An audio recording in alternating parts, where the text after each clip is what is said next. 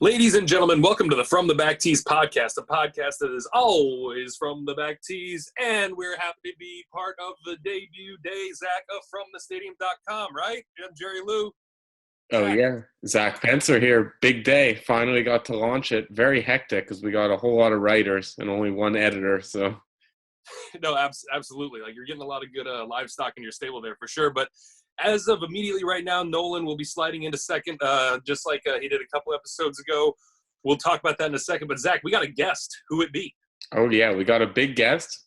One of my buddies. We went out in Florida. Hopefully we get to go out again soon. And he's caddy for one of our frequent guests, Sebastian Cappellen. It's Ed Alton. Ed, hey, guys. Good to be here. It's good to see you, Ed. We've never had you on the pod. Somehow it's never worked out. Well, I guess you're moving back or back and forth a lot? Back and forth a lot. I mean, I live down in Colombia, so I'm down here now. Obviously, everybody's on hold now with work. I came back 6 weeks ago for 2 weeks and been here.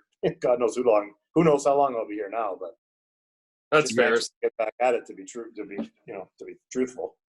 Well, so long as you and yours are safe. I mean, obviously we don't hear from Colombia what's going on. How's the situation down there currently? It's good. I mean, we're in total lockdown, total quarantine. So 25 days ago, there was helicopters out there with the military saying, do not leave the house.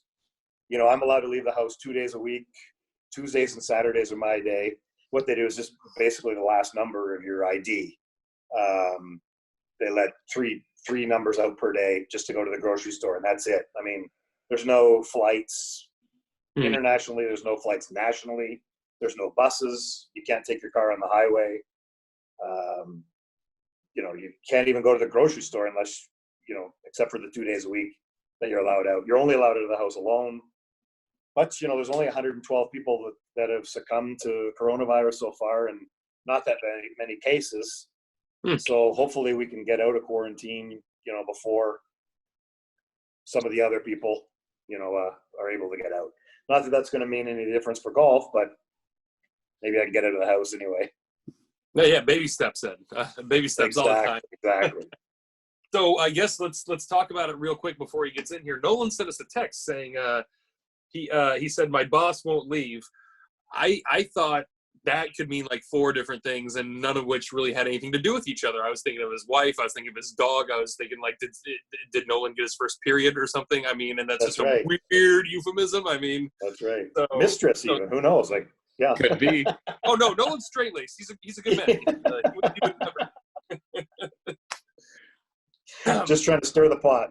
Hey, I think somebody's always we're definitely jiggling the pot around at all times. So yeah, maybe. And also before I forget, we're glad if you're watching us on YouTube right now, and if you're listening to us and not watching us, please like, subscribe, do both. I mean, like I tell all my friends, you don't have to watch us, just subscribe. Just subscribe, like, and then go about your day. Like, it doesn't, like, you don't get extra notifications or any BS. It's just, you're just helping a brother out. That's all. Yeah, Ed, you're looking sharp for YouTube. I don't even know if you knew it was on YouTube. I usually forget to tell people that, but... Well, I was just thinking to myself, it's the first time in a week that I've shaved or even washed my hair, so just glad you guys asked me to come on. No haircut, no shave. I think I'm going to not shave until the quarantine's over. I'm considering getting frosted tips just because it would be funny. No kidding. I mean, everybody's going to have like a man bun by the time the quarantine's over. Yeah, exactly. Once I get to man bun, though, it's done. I'm wearing a hat. My girlfriend gave me a haircut. Not in that order, but you're looking at me right now, so. There you go. Are you not going to take the hat off? There we go. Hey, looking good. Those are frosted tips or just gray hair? Oh, gray, man. I'm a smoker, and it is creeping up like faster and faster. But at least I like to say, like, we don't have a retreat from the eastern and western front here. They haven't like decided to retreat back up to the north, right. So we're doing okay. In my gray hair is still hair. It's pretty silver, isn't it? Yeah, even you noticed. That's good. Yep. Wow. So I guess we'll get to a little bit of golf questions. So I've known you only since you've been on the bag for Sebastian. How did that all come to be? And were you working for someone else before? I was working for, I worked for a lot of years for a guy named Stephen Thomas, Canadian guy who has been sort of toiling down on the Latin tour, Canadian tour for a long time. He's actually the son of my best friend. And I've been living down in South America for a number of years. And he asked me to go and my best friend Grant asked me to go and caddy for his son Steven, who'd been traveling down Latin America. It helps out a lot when you can speak the language, and you can go and stay in $20 a night hotel rooms instead of $200 a night resorts kind of thing where they have the Latin tour staying. And I caddied for him for a number of years, sort of just down here in the Latin tour. And then he was hurt, and 2 years ago, the first couple tournaments of the year in like Panama and Bogota for the Corn Ferry Tour. And I was living in Bogota at the time, and I said, well, Steven was hurt, so I said, well, I'm just going to fly over to Panama with no bag. Stood in the parking lot, and of course, being North American, I was sort of a head taller than everybody else in the parking lot. I was the only one who spoke English. Head taller. I just waited there for the bus to come off. Ed, you're such a nerd. Had a job in 5 minutes with Scott Langley, and he hired me for the first two events, the Panama and Bogota event back to back. And lo and behold, Scott goes out and wins the event. So, that was like everybody actually hated me at that point because, right out of the gate, we win on the Corn Ferry Tour. Went back to Bogota, and I was just going to do those two events. And he said, hey, we won. We got to go back to the U.S. And I was like, nah, I'm good. I live in Bogota. I'm in heaven down here. I'm just waiting for my buddy to get better, and I'll go and caddy for him on the Latin Tour. He goes, oh, come on. I'll make it worth your while. And I was like, okay, well, as long as I'm having fun, I'll go back and do it. And after, I don't know, about 6 weeks or so, he ended up sort of firing me. But he was a great guy. He ended up helping me find other work. He had told me that he was going to probably fire me after a couple of months anyways, because he just does that to everybody. And that was just sort of his modus operandi. And in that time, I'd met Sebastian, and we got together halfway through that season a year and a half ago. And we've been together for 2 years now. It's been great. He's such an easy guy to work for. He's super nice. He's not, he's not demanding. He's not a jerk, which is, I don't want to say unusual, but it is. But what you'd say is a jerk out there? I think even when guys necessarily aren't a jerk to you, they're maybe almost a jerk to themselves. Some of the guys are so hard on themselves that they create an environment that maybe isn't that much fun. And Sebastian is the absolute total opposite of that. So he's great for me because I'm always super positive and, keep sort of fighting till the very end. And I'm always looking on the bright side. I'm always having fun. And lots of guys don't seem to be having any fun. And he has fun most of the time, just like anybody else. But we have our moments. But he's really easy to work for. So I've got the best gig on the PGA Tour as far as I'm concerned.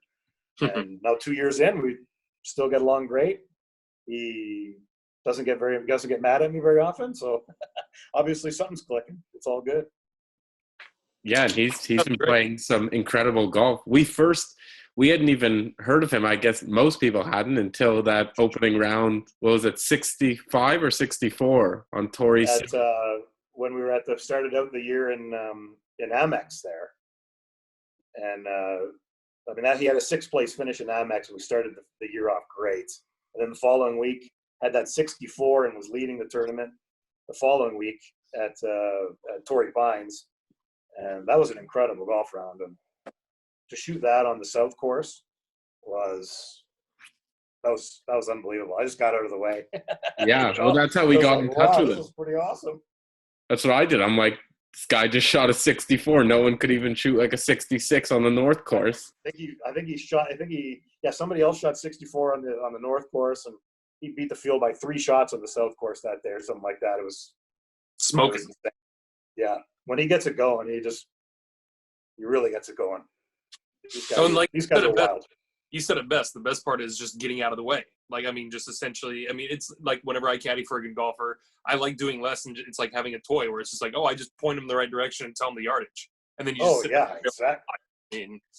Exactly. That was such a great day. Like you say, you get out of the way. It's harder when the guy's almost scraping it around, because then every shot's just like, exactly. We just get the yardage, and I just shut up and smile, and you just, when you're scraping it every time, it's a pretty easy game.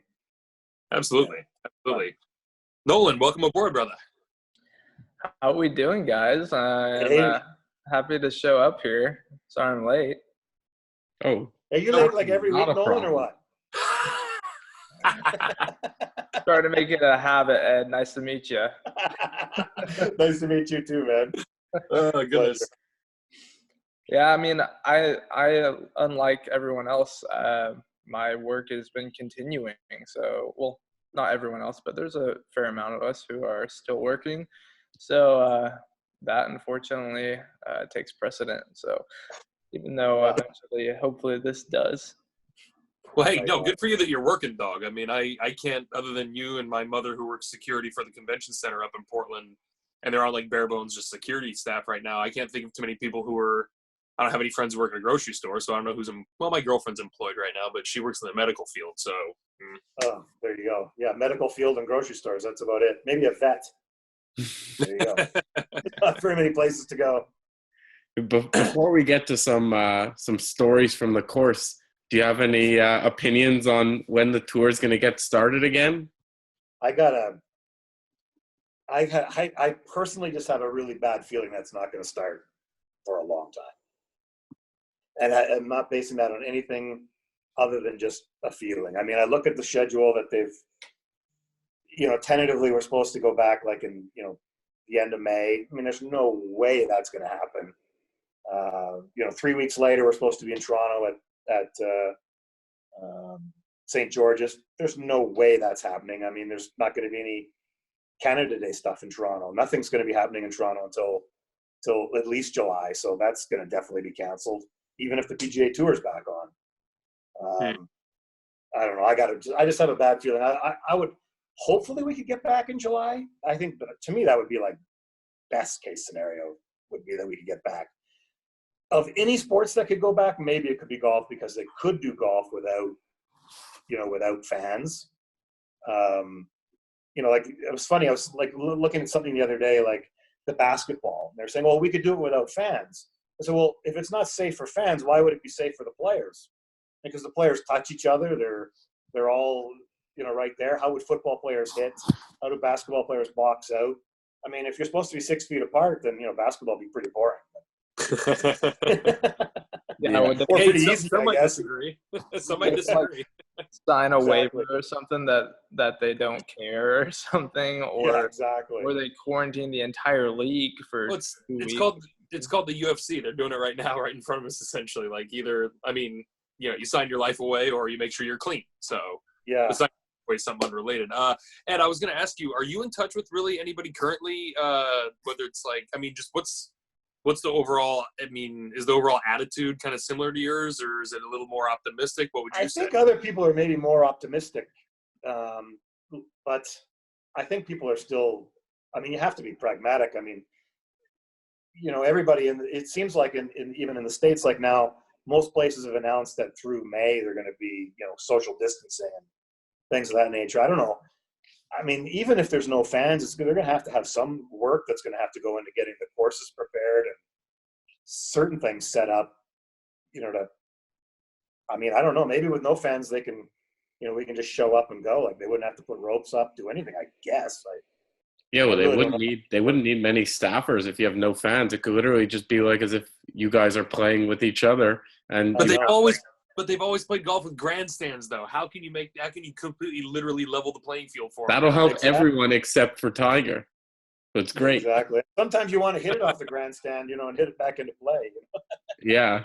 I'm always curious to see what happens if a golfer cooks 140 yards over the green, except it doesn't go 40 yards over the green on the path and 60 more yards. It like stops right there, 20 yards past the green. It's like, I mean, it is what it is. I've never really had a problem with backstopping. I just always thought like it would be interesting to see a professional golfer play like a wide open course just in case they happen to like sizzle one right over the green. It's like, oh, I just hit my wedge 200 yards and we were 120 out. It's like, yep, you got to go over the green and hit that golf ball now. I mean, right. Yeah, I mean, you can hit it 70 yards to the right or to the left or something like that and hit it behind a grandstand and get a free drop, right back into play. So sometimes I don't have a problem with that, though. In terms of the letter of the rule, I don't have a problem with if you're like, if you get a free drop from the grandstand, I'm like, well, yeah, the grandstand's there. What are you going to do? I mean, that's kind of, and we're going to have people watching. So, I mean. Most of these guys are good enough. They shouldn't be bouncing off them anyways. So. No, they don't. That hardly ever happens. It's a good Nice. strategy, though. Oh, it's an excellent strategy, Zach. That's why I think like, and Ed, I don't know if Zach's caught you up on this, but Zach's an aspiring mini tour here player, and if any of us were to have a chance to play with some backstopping around, I tell you what, I would try to hood a 6-iron off the side here and there just for fun to be like, let's have a little trampoline. Why not? Yeah. Exactly. Everybody. I mean, even if you're going to go out and play in an event, like even if you're in a pro-am, I mean, when we're in pro-ams, I like encourage the people in the amateurs to go ahead and hit it in the stands. I mean, it's fun. Yeah. Well, that for one. Also, Jerry does not give people context when he says that I'm trying to play on a mini tour as if like I'm really trying to make it. I am not a good golfer, and the goal is to shoot better than 100 over par through the 3 rounds. Oh, 100 over par. And Reed's planning to come out and caddy, so he'll intimidate everyone. Right, so no Look, one will give you a bad time. Look, Zach, I think if Yeah, you, no, if you pure make any more content. steps, if you make any more steps than us, that's what I would define as aspiring. I mean, you're taking way more action than any of us are. Yeah, well, I'm going to shoot like the worst round in mini tour history. If You you don't shoot know 100 that. over par, You you'll don't beat me. know So that. I'm not going to go. Man, now I feel bad. It's like, no, you don't know that. That'd be something to That beat. does reminds me of a time though. We were down. I was with my buddy Steve, and we were playing, and he had to Monday qualify for an event in Nicaragua. And we Monday qualified. It was a perfect Monday qualifier because there was 8 spots available and only 2 guys in the Monday qualifier. So Zach, even you could have made it. But speaking of which, 100 over par. And we literally, the funny part is, I don't know why we actually had to play the Monday qualifier. It was at a different course. We were in Managua, and the tournament was actually at a resort like 2 hours away from Managua. We had to play the Monday qualifier, and the guys from the PGA Tour were there, and they said, all you guys have to do is just finish and don't screw up your scorecard. And which in and of itself seemed bizarre. So the tournament wasn't even fully subscribed because it was, like I say, 2 guys for 8 spots. And the other guy who we were with in the event in the Monday qualifier did not break 100. No way he broke 100. He was just a businessman from I think he was from Honduras. But at any rate, then we go and play in the event, and we're paired with the guy, lo and behold. Not a surprise, the 2 Monday qualifiers, we're in the last group.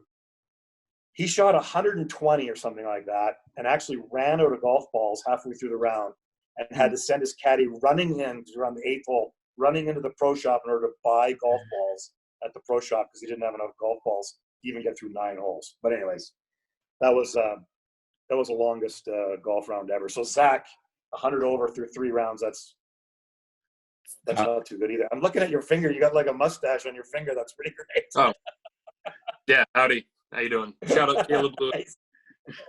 Nice. Finally, the people get to It hurts. It hurts. Is that because you can't grow one, Jerry, or what? Ooh. It's because I'm not allowed to grow one. Oh yeah, you're right. Sorry, I should know. You know, tomato, potato, same thing. Tomato and potato, those are the same thing. Wait, so is that a thing that actually happens like decently often, that there'll be Monday qualifiers with less people qualifying, less people entering than that qualify? On the Latin tour, yes. That's happened quite a bit. I need to get out there. Screw the mini I know, tour. I can remember get on the there was a actual time tour. There was a time like, and some of the courses that they play on the Latin tour are really good. They used to play Teeth of the Dog, which is in Dominican Republic. And 2 years in a row, my buddy qualified to get in there. And it was like, and I think it was 10 guys for 10 spots. So, you're basically you're in the event. And I remember thinking, Jesus, just like $250 to Monday qualify. And you get, the worst that happens, you get 3 rounds of Teeth of the Dog and practice rounds. I was like, it's $350 just to play the golf course. And So I'm saying I might have to reconsider. exactly. But for you guys, it's from the back tees. I wouldn't want to play there from the back tees. But anyways. No, I might need to reconsider my strategy. It might be cheaper than a Monday qualifier. It's probably cheaper to go Monday qualify sometimes on the Latin tour. Wow. I mean, it's cheaper than a mini tour. That's right. And even if you don't get in, you can still have fun. You'd be in Latin America, so That's right, yeah. have a good week. It's true. How long ago did you move to Colombia? I moved to Colombia just 3.5 years ago. I'd lived in Ecuador. I moved away from Canada I guess 7.5 years ago, lived in Ecuador for 3 years, and then moved to Spain for a year, and then when I moved back to South America, moved to Colombia. Have you always known that you wanted to move around? Yes. Yeah, I kind of felt like I wanted to do that even when I remember living in Calgary, going to university in Calgary, and it was -40, and I was pumping gas thinking to myself that there had to be something better than this, and figured And I now would you get the found hell out it. of there as soon as possible. Took me 30 years, but anyways, I made it. What part of Ecuador did you live in? I lived in a place called Salinas, which is on the coast about 100 kilometers west of Guayaquil. What's that in relation to Manta? Manta, it is about a 3 or 4 hour drive further south. Okay, yeah. Go, because Manta's up by Colombia. That's right. I yeah. worked on Manta for a few days, and it was a good time. Yes, Manta's great. Yeah. And in between there's a place called Montanita that is off the rails. I mean, Montanita is a black hole. You go there for a day and leave 3 months later. It's pretty fun. Right on. Right on. Yeah, but South America is great. I love it down here. Yeah, I've never been. I don't know if you guys have ever been. Zach, I'm sure there's plenty of stops on the mini tours that are out of this world. Yeah, there may be. Currently, the mini tours are being put on DraftKings right now. So that was really my chance to get into the daily fantasy sports world as an athlete. That's pretty If you're funny. on DraftKings, so we could bet it on you, and would there have to be like an over under of 100 over par for the 3 days, and we could bet over under on that? No, You know, they are getting it there in side bets and like live betting down, so who knows? There's a chance. when I do enter, I'm gonna find a way. I'm sure one of our like 14,000 followers works at one of these betting places that could make some line for us. It That'd be will awesome. happen. This will be my first bet rigging Yeah. scenario. Well, it's not rigging. I don't know what I'm gonna shoot. No, we'll call it the stroke shaving scandal of 2020. The stroke saving scandal from the back tees. Perfect. Yes, exactly. Sounds like a tongue twister. So do you have any we're looking for good stories because we've completely ran out of golf material outside of the obvious, so Yeah, we're just doing a run through of stories. Wow, some good stories. I'm just trying to think. Like, You ever run across Anthony Kim at all? That's always like the one lure I want to throw in the pond. no, and I would actually. It's funny because I always, for whatever reason, think about him. I'm a rookie on the PGA Tour, so I did the 2 years on the Corn Ferry, and then was really just caddying for years for my friend. Gotcha. So really, like I say, I almost started by accident. I was just, it's an hour flight from Bogota to Panama, and I was like, oh, if I don't get a bag, I'll just go to the beach. Who cares? And haven't missed a tournament since. Been 2 straight years, and I actually love it. That's what I said. I'd keep doing it until I don't like it anymore, and it's super fun. Trying to think like some of the stories, like best story or best place that I've been so far. Like I cannot believe what Phoenix is like. That place is off the rails. We were there. It was my first time there. It was Seabass's first time there. Oh, we were out there. Like we get to the 17th hole, and the Adidas reps are there, and they give Sebastian a bunch of swag to throw up to the crowd, including some shoes. And he threw some shoes into the crowd, and then this guy grabbed the shoes, shotgunned a beer, poured it into the shoes, and was like chugging beer out of the shoes. And that was all over his Twitter account or whatever. That was pretty cool. Savage. When we were there as well, he hit it. So there was one hole, I think it was the 6th hole, and it was Friday afternoon. Friday afternoon, it's probably like in Fahrenheit, like 80 degrees. It was a gorgeous afternoon. Everybody there is drunk except for the golfers and the caddies. And I don't even know if all of them are completely sober. But Sebastian hits it sort of behind these porta potties on this one hole into the desert. Perfect. It doesn't have that far to go. He only has like 100 yards to go. But the porta potties are in the way. So he calls over a rules official. We're trying to figure out, where we can get a favorable drop. As it turns out, the best place to drop was just to leave it where it was and hit the shot. So meanwhile, when all the finagling was going on with the rules official, everybody's around drinking and having a good time, and they're just saying, "Hit it, just hit it, Seabass, just hit it." And then so finally, Seabass just hits it, and he hits a great shot, and he stuffs it to like 6 feet. The crowd goes nuts, and this guy goes, Seabass, you've got a massive schlong. And we look at each other like this. We're like, what the hell? I was like, that was great. Then we come up, sure as hell, he drains the putt. We go to the next hole, and he hits it over to the right. And these guys are now following us because we were talking with them while we were waiting for the rules official. Hit it over to the right, and these guys are just smashed and right up against the ropes, and he hits a ball. He hits a good shot on the next hole as well, from under the rough. And they're like, hey, we need some autographs. He goes, Sebastian says, after the round, I'll sign whatever you guys want. He goes, will you sign my wife's, boobs? No, I thought you were gonna say dick. Whoa. I was like, no, I don't think my wife would like that. He says, but anyways, it was pretty funny. It was like, shit, this place is great. And, we're having fun with that anyways. And that place is nuts. I mean, there's a couple 100,000 people a day in there. It's insane. I think that's a must go to next year. Oh yeah. It was, yes. And then, make sure you get some passes from the guys so you can get, kind of in there. Cause it's like, there's so many people and it's almost like, it's like the Yogi Berra thing. Like shit, nobody goes there because it's too busy, absolutely. But it was super fun. Well, I was going to ask you, Ed, I mean, that sounded like a pretty cool moment. Can you think of a moment that was more exciting or more crazy shot or situation that Seabass pulled off before in the past couple of years? Well, certainly, like if you go back to the Corn Ferry Tour, he won last year on the Corn Ferry Tour in Raleigh. We started the last day 4 back, and he bogeyed the first 2 holes. And I remember we were through the first 2 holes, and I remember I was so hungover that day too. It was I was just thinking to myself, oh God, this is just not going to be a good day. How often does that happen? Having your caddy hungover? Is that for Seabass all the time? Or the golfer? Well, it depends on how many. It depends if you make the cut. I mean, 2 rounds if you don't make the cut, and 4 rounds if you do. No, it doesn't really happen that often. But just it turned out that week that I'd stayed with some locals, and they had a big party on the Saturday night, the night before the final round. And when I say it was hungover, it wasn't that hungover. I mean, we didn't have to play till 1 o'clock in the afternoon. We were in the last group. But I remember thinking to myself, we're on the second green after he just bogeyed. We're waiting for the other guys to putt out. And at this point now he's 5 back, and he goes, God damn it, Ed. He goes, I just knew this was going to happen. He goes, now we're going to go and make 7 birdies, and I'm going to end up losing by a shot. And I just looked at him and I said, well, shit. I said, let's go make 7 birdies and just go see what happens.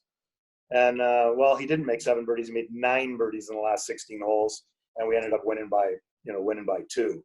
And that was just like, I mean, there was another get out of the way, kind of day. Just made everything he looked at, and it was just great. I remember being on the 18th hole, and he had actually had to take some breaths because there was water there, and he was like, I got to slow my heart rate down. I go, man, just hit it like you've been hitting it all day, So really, he owes it all to me for saying that, I guess. But it was just unbelievable to go make those 9 birdies. But I remember him saying that. It's like, God damn it! He goes, just knew that was going to happen. And I was like, well, let's go do it. And that was the same tournament. So we always do yardages together. And it was in day 1. Somebody needed a ruling. One of the playing partners needed a ruling. So I went ahead and got the yardage.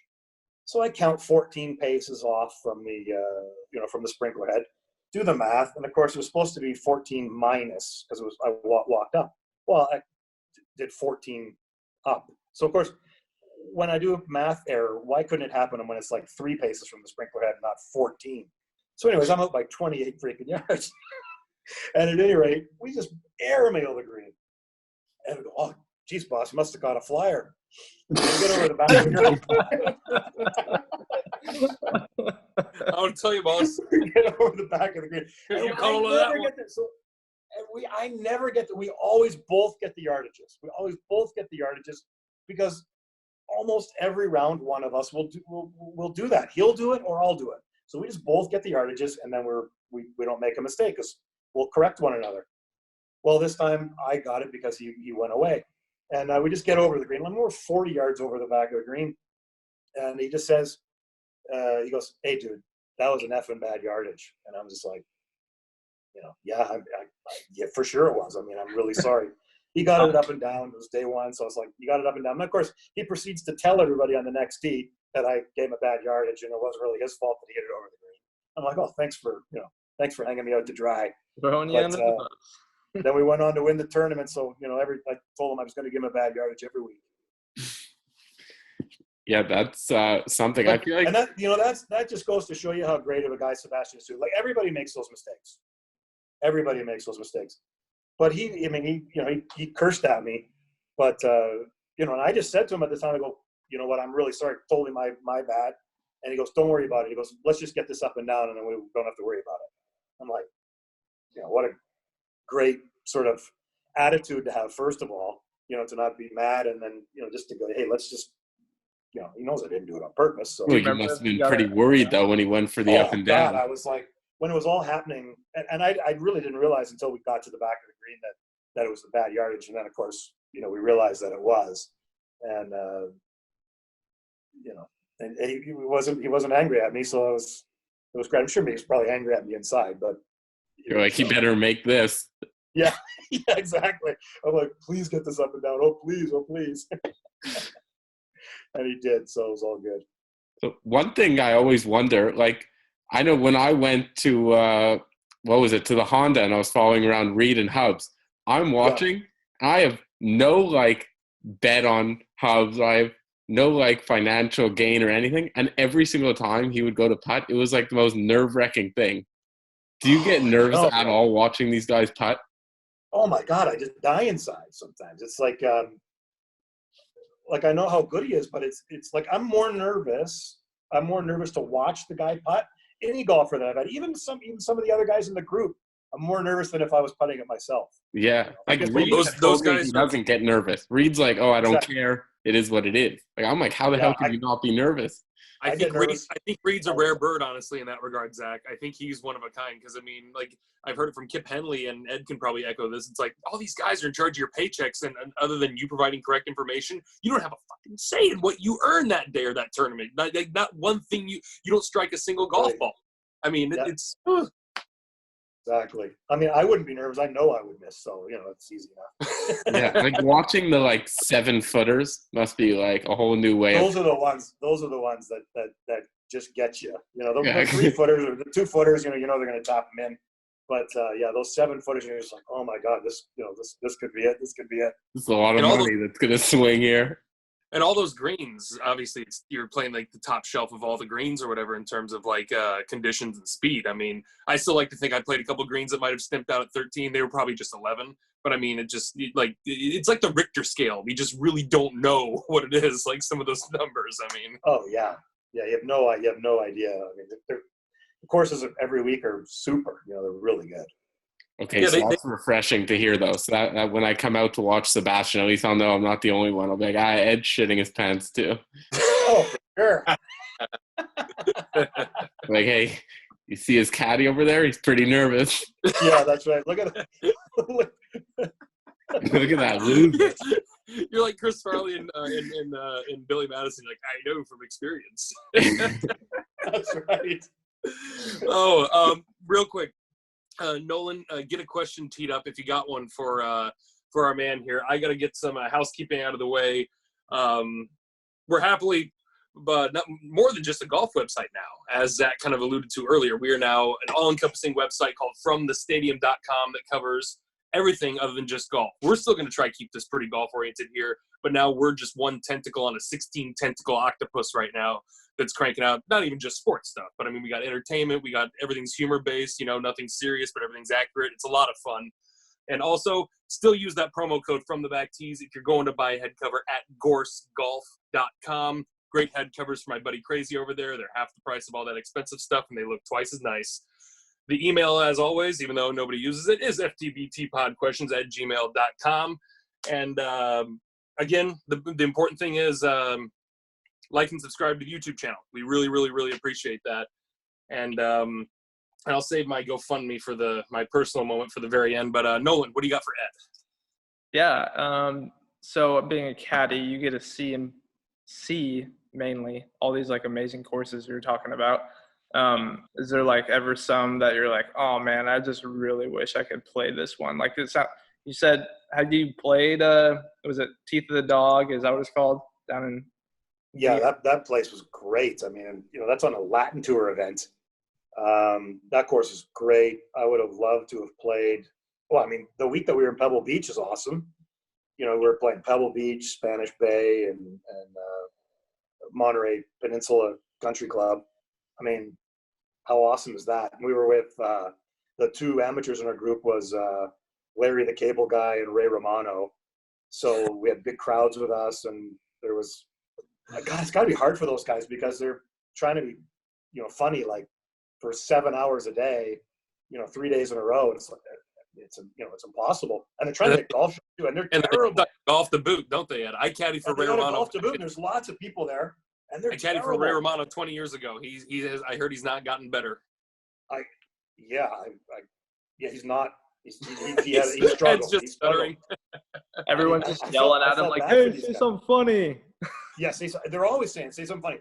Give me a selfie." It's a lot of the same, the same stuff. But they were super nice guys, and but yeah, I mean, it's hard. I mean, see, you got two guys on a perfect end of the spectrum there because you got Larry the Cable Guy, where all he has to do is be like, "All right, get her done," and then he appeases one side of the crowd. And then because Ray Romano is who he is and self-deprecating and hilarious, somebody like, "Hey, Ray, give us something." And he's just like, "I don't know." He just starts shuffling around in his head. It's like, because that's what Ray is. Like what you saw on the TV show is how Ray is in real life. He's not a jokester or comedian. He's Ray Romano, the human being.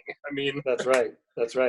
Yeah, that's exactly right. I mean, Seinfeld's kind of like that. Ray's like the straight man. The other people were sort of they'd be funny bouncing off of him. So, and then Larry the Cable Guy would get her done or go big red. But I mean, like I was thinking to myself, like I don't want to say I was sick of it after 3 days, but it's like, oh my God, if I was having to say that all the time or do that all the time, I would be sick of it. So we only wish we were so popular we had a catchphrase, but absolutely. I think Larry the Cable Guy actually has an easy pass because all he has to do is just be like, "Yeah, right," and then he just has to yell and point at you, and then they'll be like, "Oh, Larry the Cable Guy got me done," or whatever it happens when exactly. I don't know what I don't know what the verbiage is. I don't follow his comedy. Sorry, I didn't know who he was until that week, but but they were both real nice. So it was fun. I mean, it was fun to have some crowds there on Thursday and Friday and Saturday when it wouldn't necessarily have been like that. We had perfect weather this year, so that was also spectacular. But yeah, I mean, who wouldn't want to be playing at Pebble Beach? And Napa was a great week. I like wine, so we're had some great wine that week. The golf course in West Virginia was great. The Greenbrier, I've only been to 13 or whatever events, so we're just getting started, and hopefully we can go play some more. I couldn't wait to go back to the Canadian Open and go to St. George's, but I mean, like what about? I mean, it hasn't officially been canceled yet, but I mean, there's no way. I mean, the first event back was supposed to be Colonial. I mean, that's supposed to be an unbelievable golf course. Didn't we have someone else on who said Greenbrier is like super underrated? Oh, it's awesome. I mean, it's kind of in the middle of nowhere, but beautiful golf course. Yeah. Great. I just completely lost my dive into the archive. I know one of our guests who was on was saying that was one of their like more favorite stops on the tour. Was it a caddy? Because I mean, I'm trying to think of like how many PGA Tour types we have like come on, and that's like a nice little like pinhead right there. But I mean, because we get a little bit of everybody, we get people from Corn Ferry, we get NCAA. I mean, it's a nice big swath. So I'm starting to rack my brain too. Ugh. What's that? I'm starting to rack my brain now too, being like, it's only like one of 4 or 5 people. And No, now I remember what I meant to ask. Do you guys know where your standings at on the tour this season going into next year, regardless of how things play out? No. I mean, because who knows what's going to happen? I mean, we're in position 130 right now, and at the end of the year, 125 make the playoffs. Well, I mean, if the season were to end today, I guess we'd be on the outside looking in. I don't know, but if there's no playoffs, if there's no more tournaments, I don't know. I have no idea what they'll do. Obviously, I sure hope there's some kind of an opportunity for us, for Sebastian to at least make up 5 places where we can go and secure the tour card for next year. It seems like that's kind of the biggest thing. Like when you're a rookie on tour, you're kind of set up for failure. It's very difficult. You don't get into all the events that you don't get as many starts as you'd like. And then sometimes when you are starting, you're playing in secondary events, so you're not playing for as many points.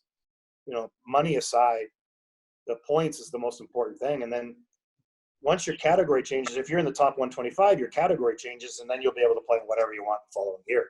So it really is like a big, long Q school for the rookies. And that's, of course, the category we're in. I mean, you just want to be in that 125. You make the playoffs, and then you see what you can do. But then you're set for the following year. You can basically play in pretty much everything you want. Yeah, as long as you make the playoffs. As long as you make the playoffs. And right now, we would be on the outside looking in. I would assume. But I can't see. I mean, if the season were to just be magically over tomorrow, I can't see how that would just be that. I mean, no, I think there's been way too few events. I think they would have to either carry over like everybody and then move people up and just have huge fields next year. Exactly.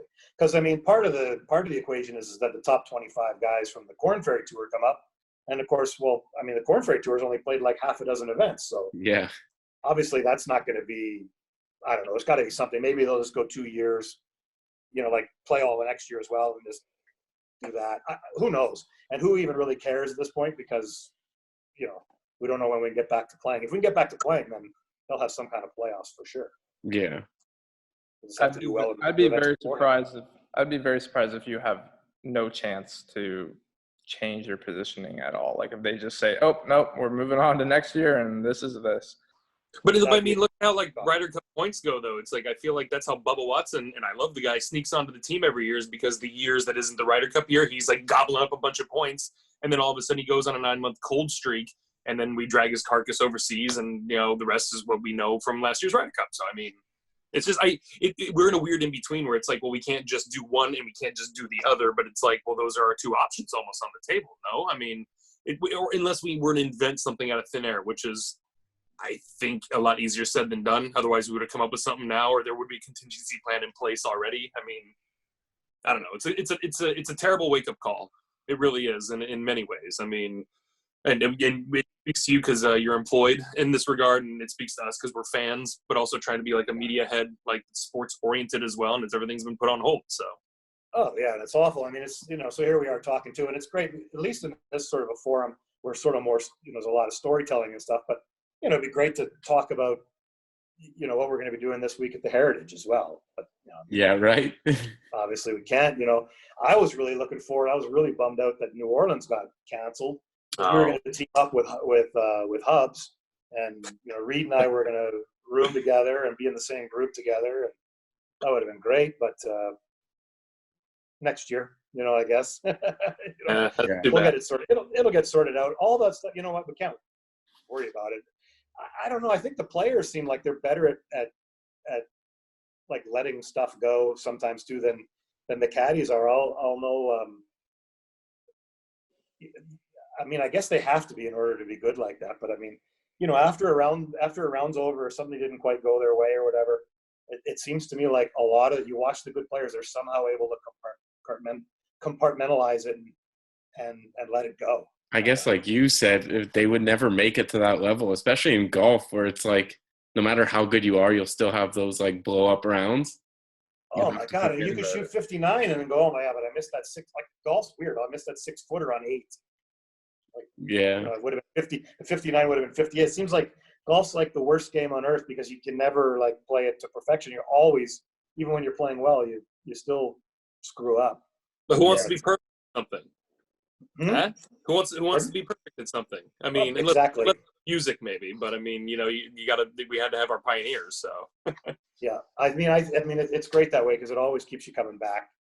And those guys, I mean, like, is there a sport where being ADD is actually an advantage? I mean, other than golf, like, like being ADD almost seems like it's like a prerequisite to being a good golfer. Curling. Curling, yes. Curling. Or badminton.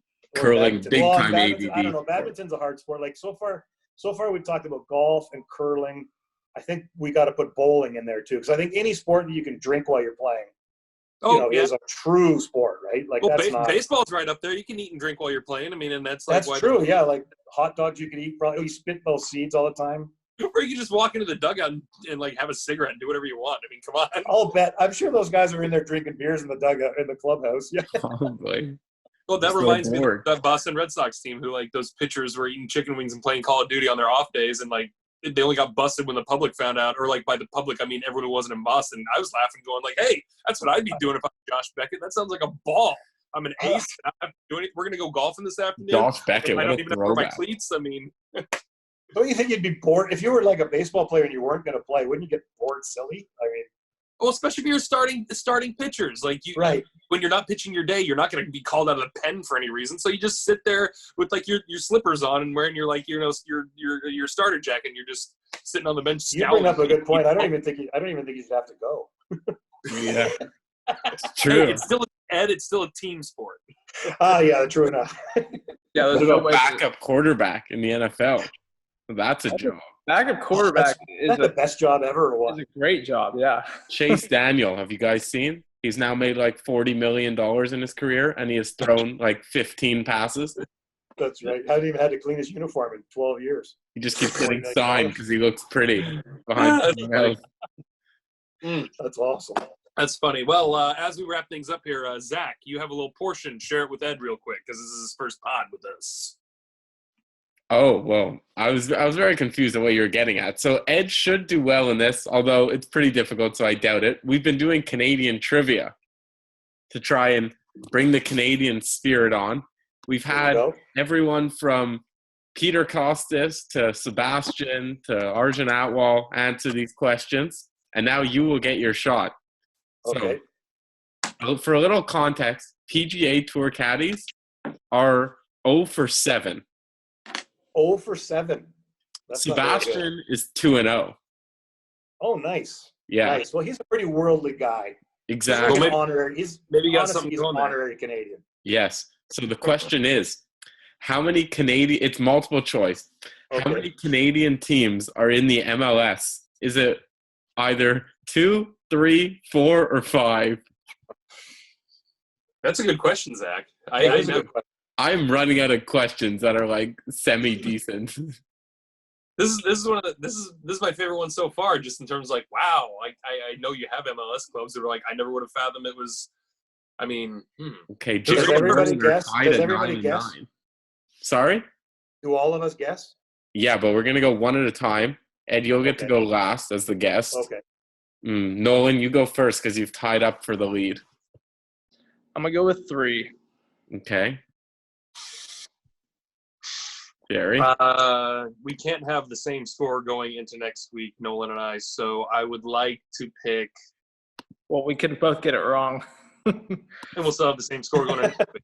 So I'll take 4. 4, okay. And Ed? I'm going to take 3. Okay.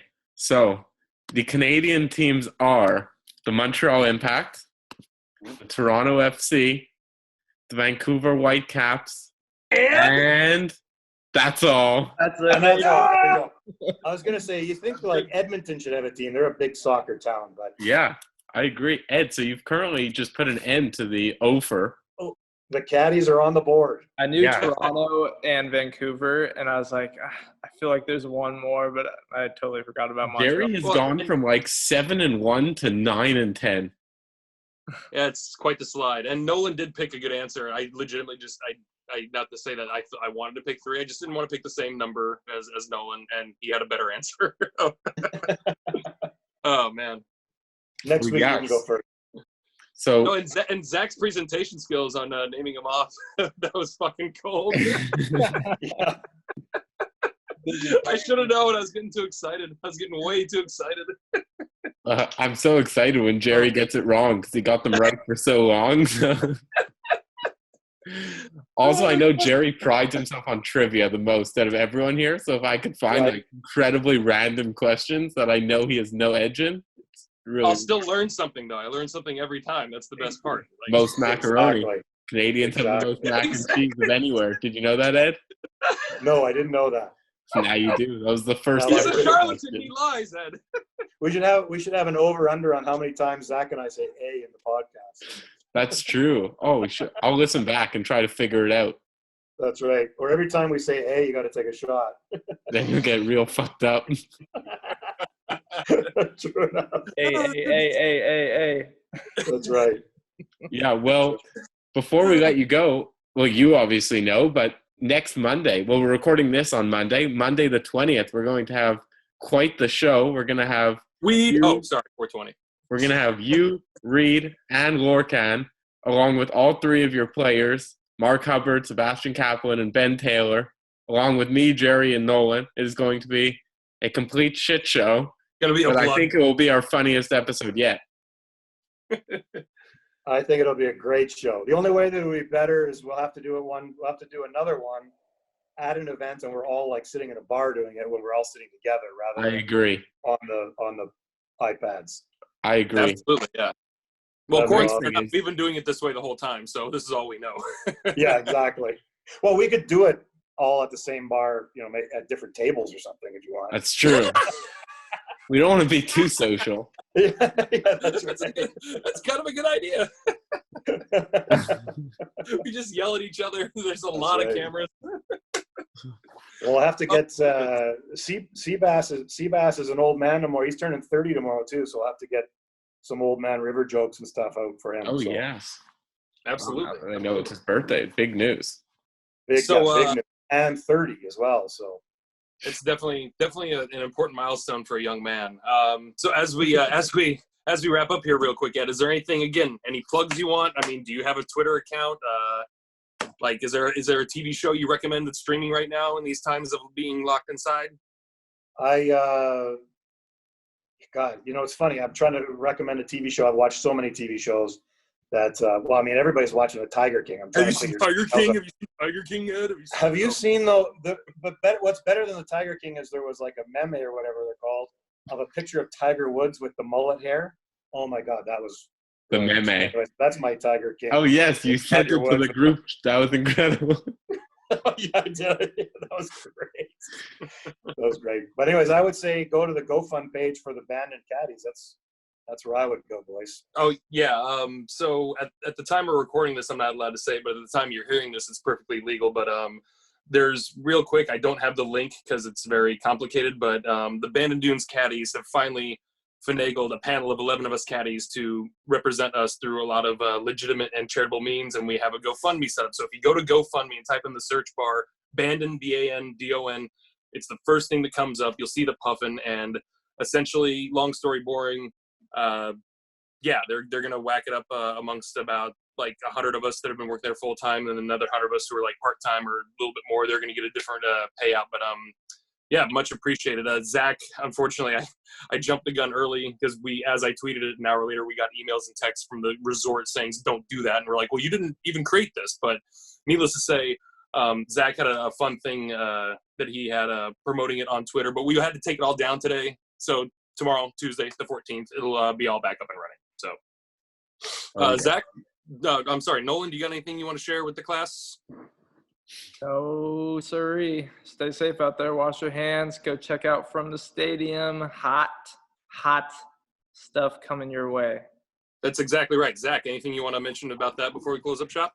No, that's all. Go check out the site, and I hope you guys are ready to tune in next Monday because it's going to be a real banger of an episode. Thanks, Ed. We really appreciate you having you on, brother. Cheers. Thank you. All right. See you guys. We'll talk to you next time. Shout out, Big Cat. Thanks a lot.